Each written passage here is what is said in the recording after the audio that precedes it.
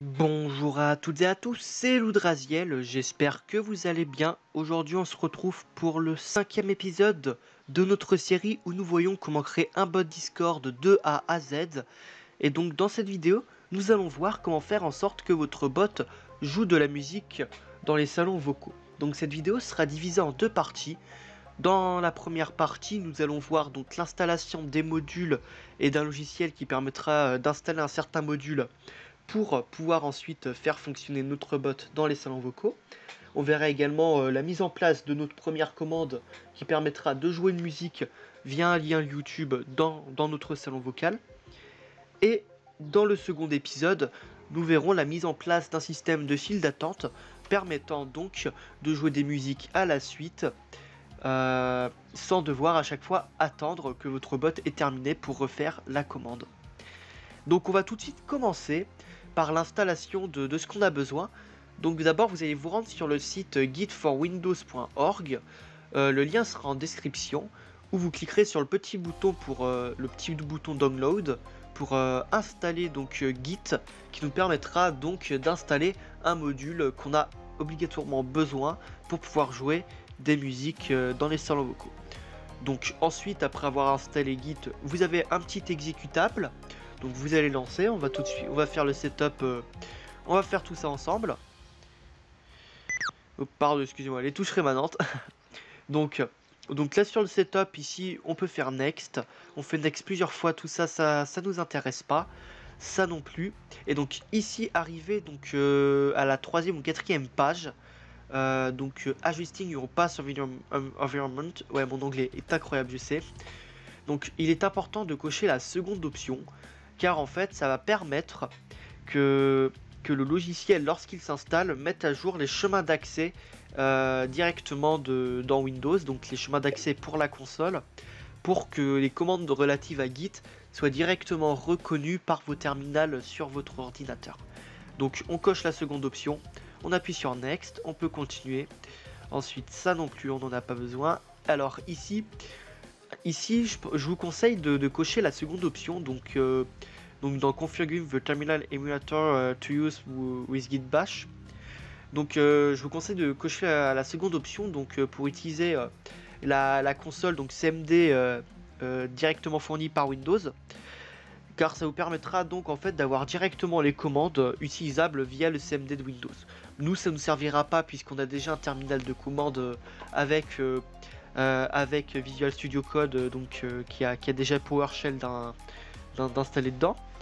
Mais pour de futurs projets nécessitant Git, ça pourrait vous être utile à vous. Donc on coche la seconde option, on fait Next. Ça non plus ça vous intéresse pas, ça non plus, et donc voilà. Donc maintenant il n'y a plus qu'à attendre l'installation, que ça s'installe, ça peut prendre quelques minutes, et on se retrouve juste après. Et donc voilà, notre installation est terminée, donc on peut faire Next, pas besoin de lancer Git Bash. Donc vous allez avoir un exécutable qui se nomme Git Bash ajouté à votre bureau. Donc il s'agit du terminal de commande relatif à Git. Donc vous n'êtes pas obligé de l'utiliser. Donc vous n'êtes pas obligé de l'utiliser, mais vous pouvez le garder tout de même sur votre bureau. Il peut toujours vous être utile. Donc on fait Next, il nous renvoie sur une page, on n'en a pas besoin. Donc on va tout de suite maintenant pouvoir passer sur notre programme et on va donc pouvoir ajouter nos modules dont on a besoin. Donc on va avoir besoin de 4 modules, je vous mettrai tout en description. Donc toujours on tape npm espace i pour installer un module, ensuite on écrit le nom du module. Donc le premier module qu'on va avoir besoin va être @discord.js/opus, comme ceci. Donc parfois ça peut prendre un peu de temps d'installer certains modules, donc peut-être qu'il y aura des ellipses à certains moments, c'est possible. Donc ensuite le prochain module à installer va être donc npm i opus script. Donc ces deux premiers modules vont nous permettre de supporter le fait que notre bot joue des musiques en vocal. Donc ensuite on fait npm i ytdl-core, donc YouTube Download-core, c'est l'abréviation, donc qui va nous permettre de lire nos vidéos via les liens YouTube. Donc comme ceci. Et ensuite, le dernier module qui demandait justement l'installation de Git, c'est ffmpeg-static. Donc ffmpeg est un programme qui permet justement de lire tout ce qui est document audio. Il est également utile pour d'autres formats. Et donc on avait absolument besoin de ce module pour pouvoir lire nos documents audio. Donc c'est l'installation qui prend un peu le plus de temps, donc on se retrouve juste après. Et donc tout le monde, ça y est, on a nos modules d'installer. Donc maintenant on va enfin pouvoir commencer à taper notre petit code. Donc déjà on va ajouter YouTube YTDL à notre programme en faisant on crée une constante, le nom que vous voulez, moi je l'appelle YTDL, et on lui met bien YTDL-core pour dire qu'est-ce qu'on va chercher. Donc maintenant, on va commencer à créer notre commande. Donc moi ce que je propose, donc ce que je vais vous proposer, c'est qu'ici par exemple, on écrit point d'exclamation play, donc le préfixe play, donc espace et le lien de notre vidéo comme ceci, puis si on est dans un salon vocal, alors le bot se connecte dans le salon vocal dans lequel on se situe et joue la musique provenant du lien YouTube qu'on inscrit ici. Donc voilà à quoi ressemblera notre commande. Donc d'abord, puisque notre commande commence par le préfixe play, on va d'abord faire notre condition if message.content.startWith préfixe plus play. Donc en gros, si le contenu du message qui est envoyé commence par le préfixe plus play, alors le bot va détecter cela et ensuite on va exécuter la suite. Alors maintenant, avant de lancer notre musique, donc d'obtenir le lien, etc., on va vérifier si le membre qui a envoyé le message, est dans un salon vocal. Donc pour cela, on va faire if message.member, donc on obtient le membre dans le serveur, .voice.channel. Donc ça, ceci va nous permettre donc d'obtenir le salon vocal dans lequel se situe le membre qui a envoyé le message. Et si le membre n'est dans aucun salon vocal, alors la valeur renvoyée sera nulle, donc celle-ci. Et donc notre condition ne pourra pas être activée si la valeur est nulle. Donc ici on fera un else, donc sinon, message.reply, vous n'êtes pas connecté en vocal. Donc à ce moment-là, on s'arrête là. Donc si notre membre est connecté en vocal, alors on va pouvoir connecter notre bot. Donc pour cela, on va faire message.member.voice.join. Non, .voice.channel.join, excusez-moi. Donc ensuite on fait. Donc là on a une commande qui va permettre que notre bot rejoigne le salon vocal. Donc ça va être une commande qui va nécessiter un ven et un catch. Donc on va faire ensuite .ven et on va avoir un argument donc qui correspond à voice connection, donc les informations sur la connexion du bot, donc que je vais appeler connexion ici. Donc toujours le égal et la flèche vers la droite, on met nos accolades.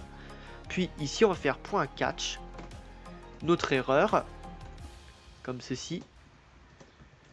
Et ici on va faire peut-être un message .reply erreur lors de la connexion de .err. Donc le ven catch, comme je l'ai expliqué plusieurs fois, le ven s'exécute lorsque la commande ici est exécutée sans problème. Donc ici on aura le problème qui sera exécuté si tout se passe bien. Mais s'il y a un souci, au lieu de faire planter le bot et d'afficher un message d'erreur, alors il va activer donc le catch et ne fera pas planter le bot, et puis affichera donc exécutera le script contenu dans le catch. Bien évidemment, s'il y a une erreur ici, donc dans le ven, on passera au catch. On arrête le ven et on passe au catch afin d'éviter que le bot plante. Donc maintenant qu'on a donc là, notre bot devrait se connecter en vocal. Maintenant, il faut qu'on obtienne le lien donc contenu dans notre vidéo.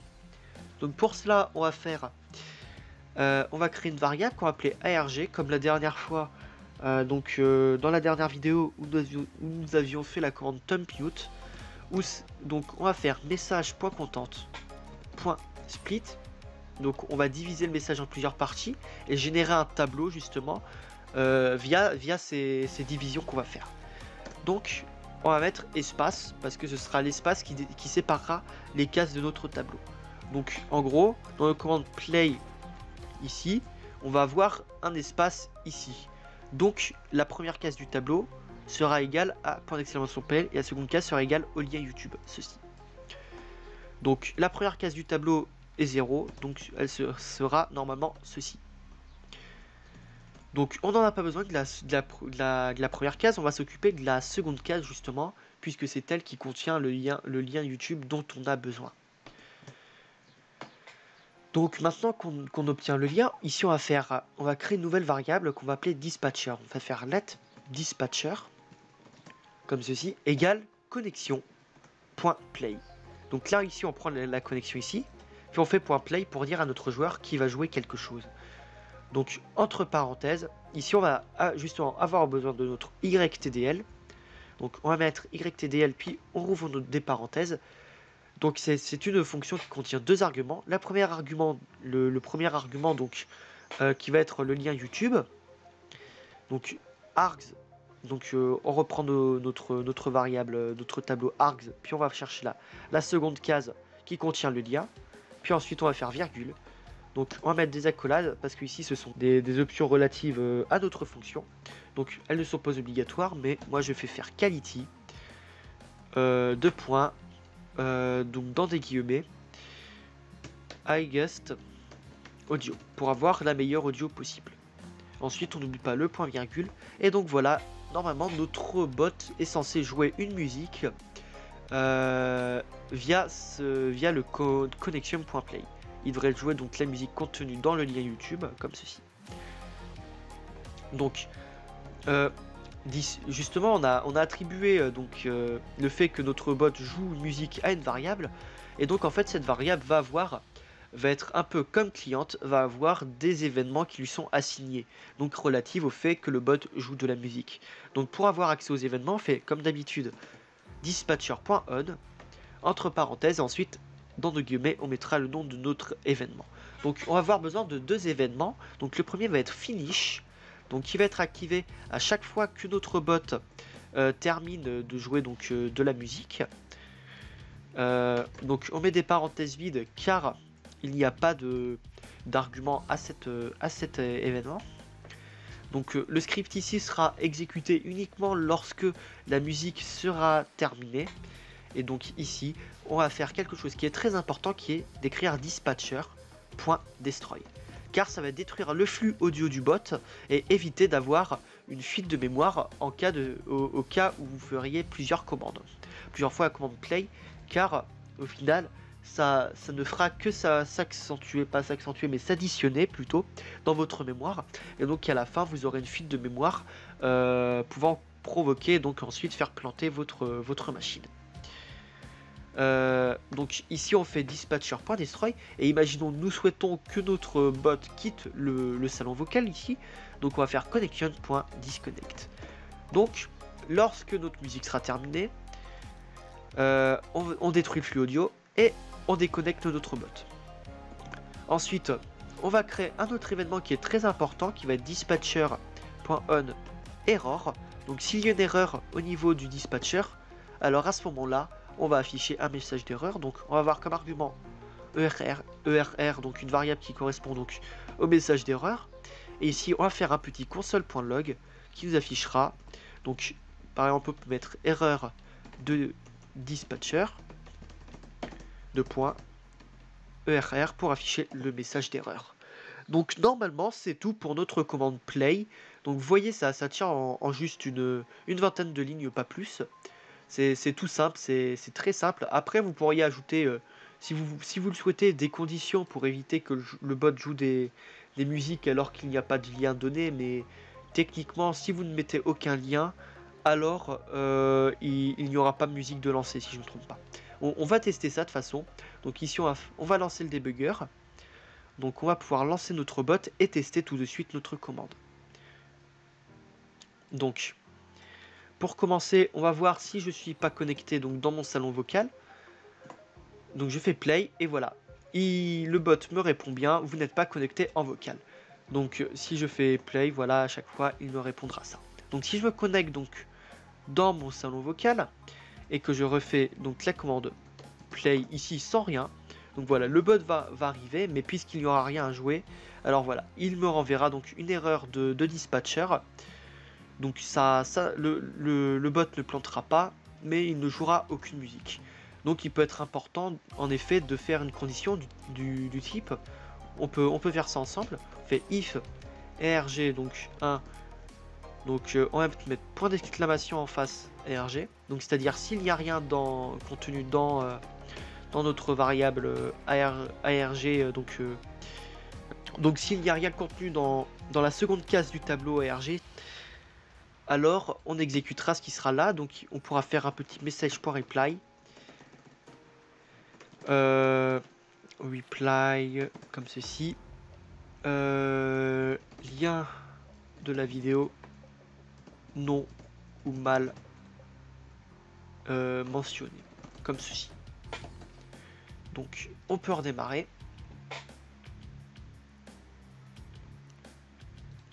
Et donc voilà, on peut déconnecter notre bot ici.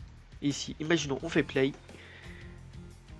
Voilà, lien de la vidéo non ou mal mentionné, donc on n'a rien. Et le problème c'est que là, donc notre bot se connecte quand même en vocal. Et imaginons on n'a pas envie qu'il se connecte, donc on peut juste déplacer ça, cette condition et la mettre ici. Mais pour pas trop s'embêter à tout refaire, on peut juste écrire ici un petit connexion.disconnect. Donc notre bot va se déconnecter tout seul s'il n'y a pas de musique, donc de lien. Donc play, comme ceci, voilà, notre bot se déconnecte, il n'y a pas de problème. Donc maintenant, on va tester de jouer notre musique, donc ce qu'on voulait faire, donc cette petite musique que j'avais pris au hasard, je sais plus pourquoi, truc que j'ai pris au hasard, donc j'ai pas écrit le lien. Donc normalement ça devrait fonctionner, ça peut prendre parfois quelques secondes le temps que la musique se charge, et voilà. Donc on a la musique qui charge, normalement elle dure une petite dizaine de secondes, pas plus. Et voilà, la musique s'est terminée et le bot a quitté le salon vocal sans problème. Donc voilà, c'est tout pour cette vidéo, j'espère qu'elle vous aura plu et qu'elle vous aura aidé. Si vous avez des questions, vous pouvez me rejoindre sur mon serveur Discord ou les poser en commentaire, j'essaierai d'y répondre le plus rapidement possible. Si cette vidéo vous a plu, n'hésitez pas à mettre un pouce bleu, mettre un commentaire, me donner votre avis sur la vidéo également, ça fait super plaisir. Et donc sur ce, je vous dis à la prochaine, c'était Loudraziel, ciao ciao.